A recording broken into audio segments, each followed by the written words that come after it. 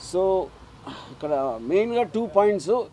ఆ రోజున జగన్ గారు జైల్లోంచి బయటకు వచ్చినట్టు నేను దాసరి కిరణ్ కుమార్ లోకేష్ అనబడే ఒక జైల్లోంచి బయటకు వచ్చాం. నేను విడుదలయ్యి ఈ గ్రాండ్ సక్సెస్ ఎక్స్ట్రాడినరీ రెస్పాన్స్ వస్తుంది అన్ని చోట్ల మీరు ఉంటారు. So I think on that occasion we called for this success meet. So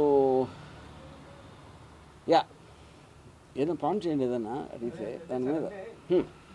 ఇన్ని స్ట్రగుల్స్ మధ్యలో ఇన్ని వారియర్స్ లాగా వచ్చారు కదా, ఎట్లా ఫేస్ చేసి వచ్చారనేది మీ మాటలో కానీ దాసరి కిరణ్ గారి మాటలో కానీ. మా దగ్గర వ్యూహాలన్నీ లేవు, ఎందుకంటే మేము డైరెక్ట్గా మాకున్న కాన్స్టిట్యూషనల్ రైట్ని మేము సినిమా తీసాం.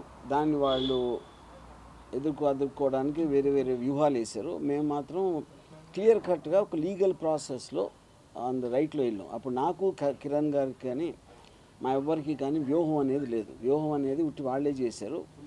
వాళ్ళు తీసుకున్న వ్యూహంలో అంటే వాళ్ళ గోతిలో వాళ్ళే పడ్డారు. ఎందుకంటే ఇది ఈ టైంకి రావటం అనేది మాకు చాలా అడ్వాంటేజ్ అయిందని నాది కిరణ్ ఫీలింగ్. బికాజ్ అది దీనికి మాత్రం కంప్లీట్ క్రెడిట్ నేను అంతకుముందే చెప్పినట్టు ద గ్రేట్ లోకేష్ గారికి వేస్తున్నాను. లోకేష్ జైలు అంటే అదే కదా. ఇప్పుడు అంటే ఇప్పుడు సినిమా మేము బయటికి రావడానికి మేము ప్రయత్నిస్తున్నప్పుడు లోపల అడ్డుకుని ఒక 53 రోజులు దాన్ని ఆపారు. సరిగ్గా అన్ని రోజులు చంద్రబాబు నాయుడు కూడా జైల్లో ఉన్నారు. సో దానికి రివెంజ్గా ఈయన మా సినిమాని జైల్లో పాడేశాడు 53 రోజులు.